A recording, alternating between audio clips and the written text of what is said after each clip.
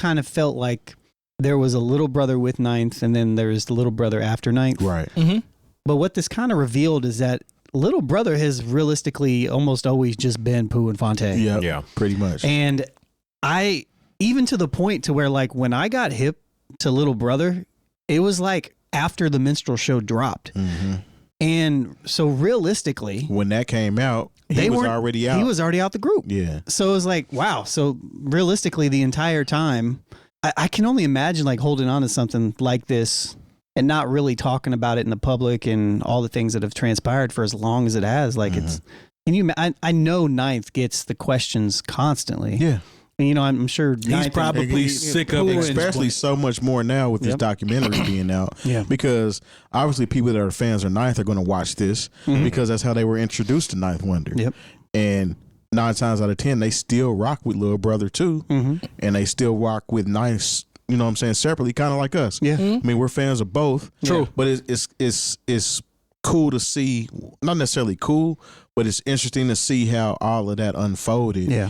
And to where we're at now with it as well. You know, it's like we've been waiting for this episode this season for a very long time, and it finally came out. Yeah, because I remember like me and you used to talk a lot about Ninth Wonder and Little Brother and possibly trying to set up something to where they wouldn't know that they were going to be together. Yeah. You know what I'm saying? Like a Ninth and Rhapsody with Foreign Exchange, and then also rapper Big Pooh on tour with like who he's on tour with. You know what I'm saying? You guys just magically they're all here. Imagine if that had happened. What would have happened though? You know what I'm saying? Would have been a problem. It probably would have been a problem with everybody involved, including us. That footage would have been in this documentary had that shown up. That happened. Yeah, these cats in Indianapolis thought they could run a number put us all on together. You've been in another documentary. We definitely would have been in that documentary. Yeah, but that's the biggest thing out of everything that kind of stood out to me. Obviously, they're one of my favorite groups, if not my favorite group, and the influence, and it also, you know, it even back. I was even thinking this week about, you know, what we've talked about on the show about our favorite groups and favorite duos. They're definitely a duo. Yeah, you know, like it's less a group and more a duo. And the thing is when I think about it, it's not even. And I bet they were probably this way too. It's not even that like.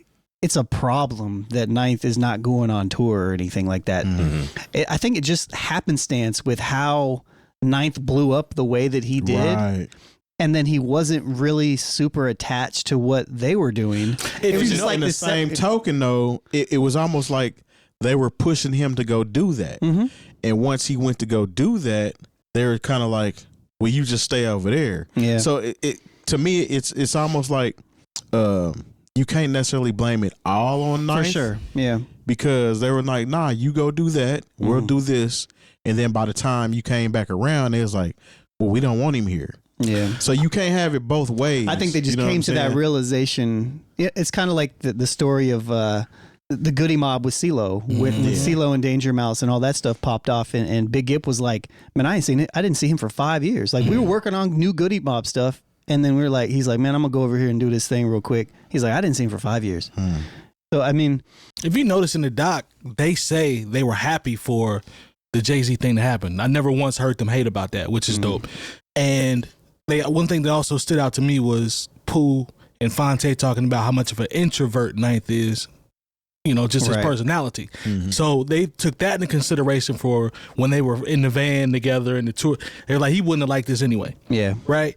And, you know, again, he was also married. Yeah, you know what I mean? Super grown. And I think he's been teaching in university since like 2005, I think. Oh, really? I could be wrong. Please correct me if I'm wrong. He has his own course. Yes. But I think he's been doing it for like 17 years or something. Yeah, it's been a long time. So, which is a long time. That is. When I heard Fonte talk about, because he mentioned it a couple times about the tiptoeing concept. Sometimes I'm in, sometimes I'm out. As a group, I could see why that would be frustrating. It's not about we don't want to see you shine, go ahead and do your thing, but just don't, you can't toy with us. Like, let us just be our own entity and you do what you do. We still rock with you. And then everybody be cool. So that little limbo point, I can see why that could be frustrating. That would bother me. That would frustrate me no matter. It would piss me off. No matter who the person is. Exactly. Like if that was Jay-Z, it would make me upset. Yeah. Exactly. And then I kind of had given Ninth the benefit of the doubt until they all kind of tried to reunite. Yeah. And spark that same flame. And he was still just shooting them beats and not being in there to organically make this album happen. And that's kind of when I was like, they kind of got a point. Let me ask you guys this, and then I'll come to you, to Jay Moore, and your thoughts as well. But what do you think 𝐁𝐻 feels as he sits back and watches this whole thing develop? I'm talking about Made in Durham, the documentary rollout, because his work is still the soundscape for a lot of this stuff that's going on. And he's still using it when he performs. Exactly. And we witnessed. We saw that. Which I was surprised by, actually. Yeah. I was and it's classic material that they all three were a part. So to sit back and watch, your two brothers just go through the documentary, it's not about them dissing them. It's just about my life's work is really... Phonte made it be known. I still got love for him. Yeah. You know what I'm saying? I love how us pretty much colliding put us to where we are today. Yeah. So I mean, they had a moment in time. It seemed like their moment in time was at North Carolina's state. Right. I wonder how he feels to be able to see think this about unfold. it. That's when they were together doing, and then after that, it was pretty much just email and because beats. they got the record deal, and they got up with DJ Flash, and he became their DJ, and still DJing with him to this day. I don't know, man. I think it's probably bittersweet to some degree for him. You talk about 𝐁𝐻's for 𝐁𝐻. view. Yeah, I feel like they got an undeniable history. The fact that he never talks about it means that he has to feel some type of way about it. Exactly. Like, because if he was just open and he would be like, well, I don't know. I've never heard him say anything about it ever. Nah. But it just seems like a shame. Oh, it is. 100%. You know what I mean? Especially from a fan standpoint. Because I feel like even watching the doc and even kind of watching how Pooh, I mean, obviously Pooh doesn't, well, I think the Pooh angle is different from the Fonte angle. Very much so. It was evident. Yeah, it was evident. Pooh's like, nah, you see the cartoon when he was like, the cartoon was like, we didn't tell you to bring your wife out here. He was like, we didn't tell you to bring your wife out here. And Fonte's like, yeah, that was my bad. He said he shouldn't have had him do the talking. Yeah, we should have maybe done this together as a thing. But he was like, I'll do it. The brunt of the bad blood is definitely between Pooh and 𝐁𝐻. And I don't know if maybe that just can't be. I think they kind of alluded to it, and they may have even said it in there, if I remember correctly, about how 𝐁𝐻 maybe didn't view Pooh as like. Pooh said he never respected him as an equal. Yeah. Never looked at him as an equal. Something to that degree, you know what I mean? So when he told him about the show stuff, he said that probably, pissed him off a little bit more because it was coming from him. Yeah. He was on something. Ain't nobody come to see you, Otis. Yeah. That type vibe, yeah. What did you think, Jay? Well, first of all, I really enjoyed the documentary more than I thought I would because, sometimes you don't want to hear the backstory about how one of your favorite groups, like they don't really mess with each other as people. Tribe Called Quest. Sometimes it's hard to watch people who have started out as friends and have this organic thing that created this incredible artistic movement, and come to find out that they don't go to their kids' birthday parties or whatever, whatever the case may be. And you could tell, like you said, that at one point there was a time where it looked like Fonte and 𝐁𝐻 had pieced it up. Yep. But I don't think that rift between Big Pooh and 𝐁𝐻, I don't think either of them really care too. It's some still there. And I enjoyed the documentary enough to where, understanding that streaming does not pay the bills. Yeah. That I sent the filmmakers $10. Yeah. Now mind you, it's, you could make a little note, and I said, I literally said, I know streaming does not pay does not pay the bills, so here's my donation to, keep artistic, but I did put in there, the new old heads will be discussing. So I don't know where they publish the comments, but, sometimes it's worth it to do that. Just to go ahead and get our name out there. They got a lot of views on that doc. I was actually I don't want to say surprised, but it's still going up though. The numbers are still going up. Yeah. So I literally just watched it last night. Yeah. So but it's hard, man. When you think about any group running, DMC don't really get along.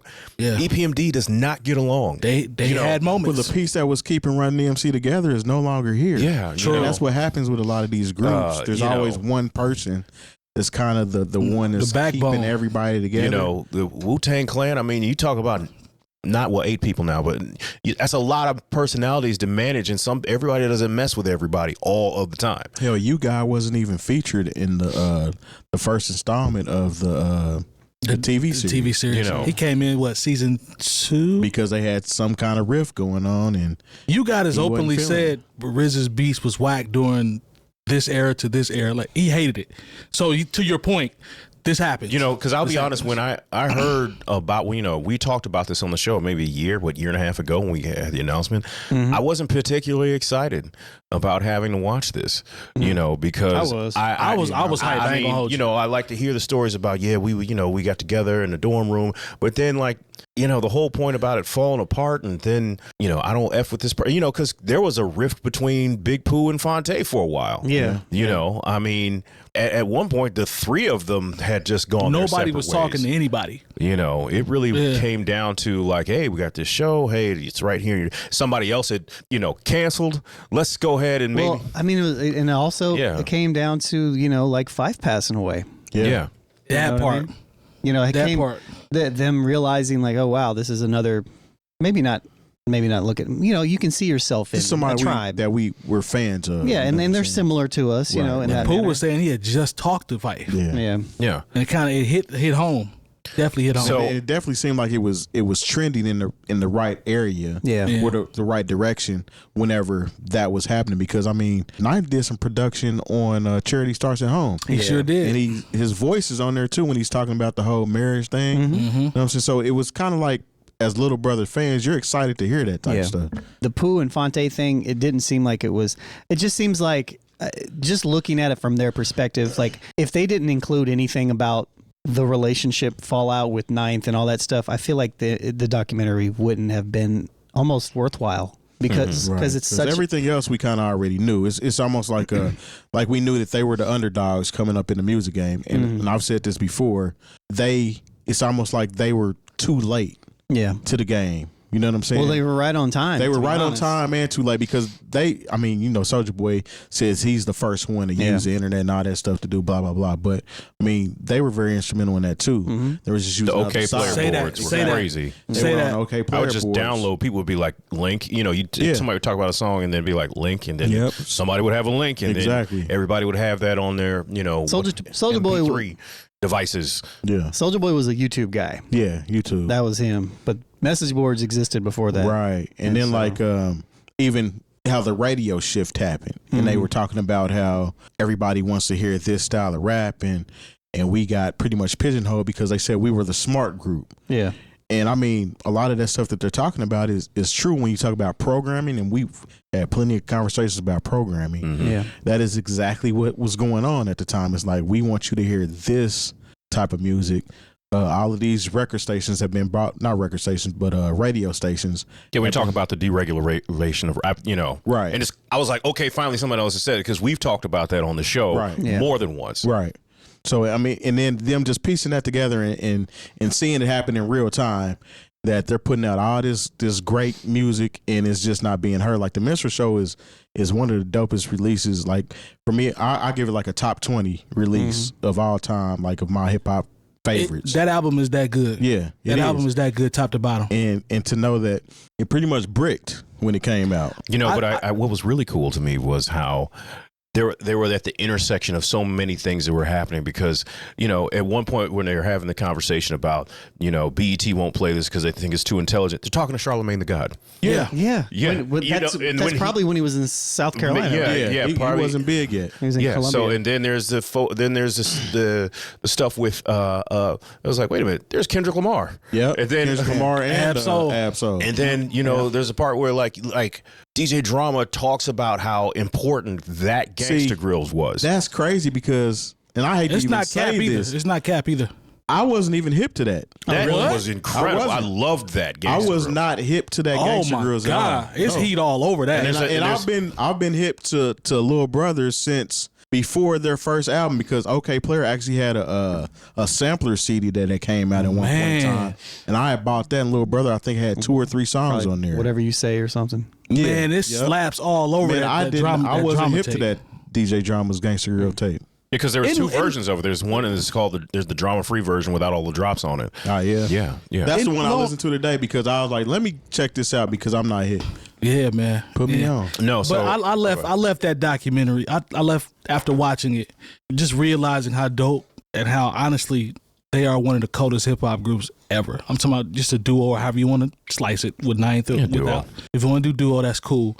But their catalog, revisiting the catalog as we drove down to Durham and, watching the documentary, you go back through playlists and like Terry said, just dabbling in the mixtapes and chilling circle, like all those old projects. These guys are consistent. They've been consistent for a long time and they've put out high quality product at an elite level for a long time. Even how they got discovered by Questlove. Oh, when he had the CD, like, I didn't know the full story like that. Yeah, I didn't know it. What are the odds, bro? He could have easily just thrown it away. But he kept it, and then he talked about how he stayed up all night and to the next day listening to it. Yeah, what are the odds? Please tell me that ain't my CD in the toilet, man. Yeah, exactly. To it. It literally could have been that. Yeah. And I laughed when he said Questlove was torn between, actually saying something. He didn't want to put it on the board because there's so many people, he gets so many projects, and he was like, nah, this is too good. I got to let people know about it. Mm-hmm. And that literally changed everything. What if they was on OK Player, like, not like the message board, but like, what if they were like torn with the Roots and things of that nature? I wonder how that would have kind of changed things. But they were on Atlantic when T.I. and is that Atlantic? Yeah, T.I. was on there. They didn't really fit. At all. They were the outcasts for sure. Because honestly, as soon as I heard said rapper said something, I was like, was it T.I.? I was wondering because basically taking the minstrel show literally is what the argument pretty much was. Yeah. That sound T.I.-ish where maybe he could have been like, a little upset. This isn't substantial to my blackness for y'all to call this the minstrel show. That might be T.I. Well, I thought T.I. I honestly thought T.I. You know what? I didn't know back then when they were saying appearing in blackface is Joe Scott. Yeah, it made sense. Well, I was like, okay, now it makes sense. Appearing in blackface. Once again, just being a fan, I'm glad I'm able to hear this story. A part of me was like, I wonder if maybe when Ninth gets to tell his story, how things will line up. But at the same time, the little bit of interaction I had with Ninth. When he was here. First of all, in retrospect, knowing all this, I'm surprised we got Ninth down here to be around all these people. You know what? He kind of wasn't though. He wasn't, but he was very he was very welcoming after his set. Yeah. I will give him that. He was very welcoming and signed stuff and was talking to people and was open to conversation. I mean, he is a college professor too. Yeah, so. but something tells me because I was like, well, maybe he want to tell, but something tells me he's not going to tell us a story. Yeah, he's just going to keep. He's going to just keep it moving. This is not the time to ask him. He's going to write a book about it later. Yeah, and he probably won't even address it other than just read the book. Yeah, and the thing is, now there are things that kind of make more sense to me. I remember, when Fonte was here with Yazara at the Jazz Kitchen. Like this is when, he really didn't want to hear he didn't want to hear any Little Brother music. He was at that point, he was done with it. As far as he was concerned, he was, promoting Yazara and a member of the Foreign Exchange and a solo artist. Little Brother was over for him. That's because he said too, he was like, when he made $25,000 in a month off Foreign Exchange, and that was more than he had made through the Atlantic system. Through the whole Atlantic system, other than like touring and stuff like that. But yeah, I would have been done with it too. And it's funny because he was talking about how Pooh really wanted the record deal. Yeah. Like I wonder, him and Big Doe. I wonder where the disconnect was between those two, with him explaining. Pooh just hadn't seen it. Pooh just didn't have the experience that Fonte had with Nicolay. Mm-hmm.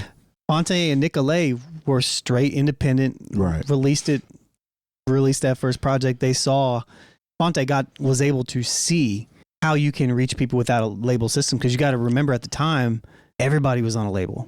And everybody was like, yeah, I just got to get signed. Just got to get signed, and then Pooh hadn't seen it. But it's like I guess I'm trying to understand how he couldn't explain it to him that, look, in real time, this is how much I'm just made off of our foreign exchange project. So which wasn't even. It might have been bad communication. It might just have been like, man, you just listen to me. I know, like who knows, I mean, like, and if somebody is so gung ho, and Fonte was very, as much as Pooh, not to cut you off, but Pooh was as adamant of wanting to find a deal. Fonte was not signing a deal. That's what I was about to say. He was not going. Pooh was so far on the other side of we have to have a deal. We got to go through the major label system. So I could see. Oh yeah. You know, because I wouldn't know either. Phonte he seems like he's the go-getter, that more outgoing person anyway. So him being that naturally and soaking up game from the foreign exchange experience, yeah, he's gonna come back wired. Like, why are we doing this? Yeah, this is a waste of time. Look, I remember on some social media situation, because I pretty much follow Phonte on everything. And I followed him on MySpace. That's actually MySpace is where Phonte was popping on MySpace. The reason why I even got on Twitter was because Phonte talked about it. Yeah. He's like, I guess I'll try this Twitter thing. I was like, what is this? And that's literally when I went and signed up. He still got the same avatar on Twitter. He does. Yeah. Shout out to Raleigh. But if you know, you know. But I just remember, like, you know, it was some questions like, you know, if you could tell your younger self something, you know, what would you tell him? He said, and his response was, the last thing you really want is a record deal. And you see where we're at today, because the record deal just ain't what it is. No. It ain't the same as it once was. And it actually hasn't been the same as it once was. It's really not necessary. If we're being honest, it might not, as they say, it could not be necessary. Well, for the longest time, there was no way to distribute, break through. Yeah. There was no way to reach the amount of people without having that big system behind it. Now it's shattered.